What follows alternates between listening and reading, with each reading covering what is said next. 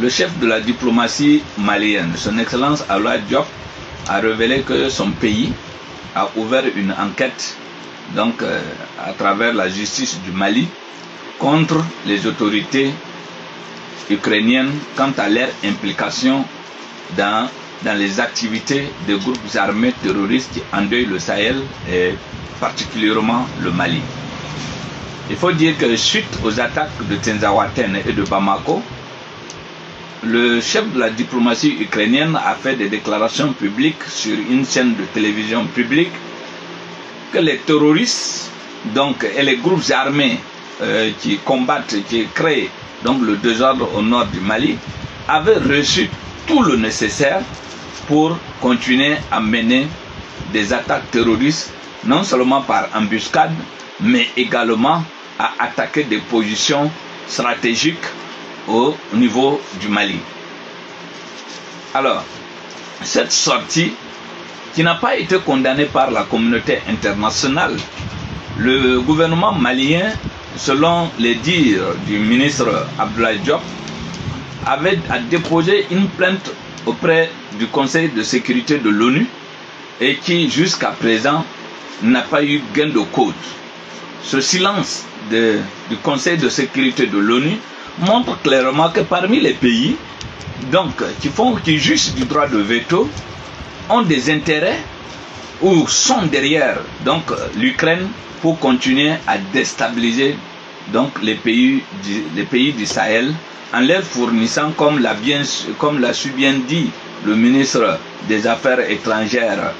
ukrainien, en leur fournissant des renseignements, mais aussi des équipements de connexion tels que les réseaux, le système Starlink qui est utilisé désormais par les terroristes pour avoir une connexion Internet de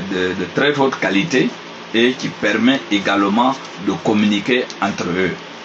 Alors, le ministre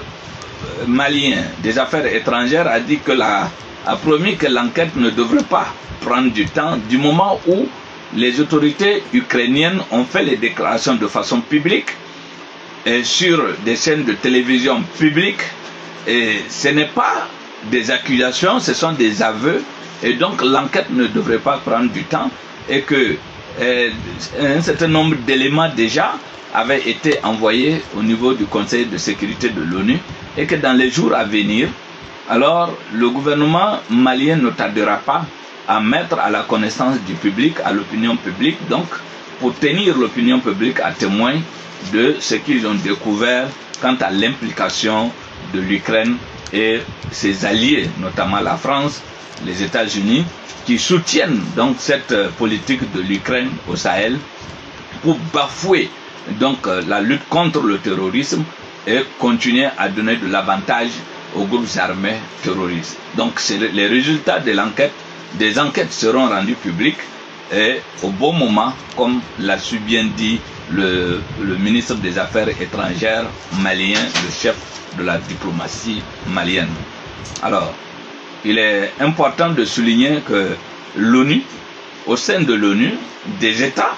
comme nous l'avons dit précédemment, des États se cachent derrière l'Ukraine pour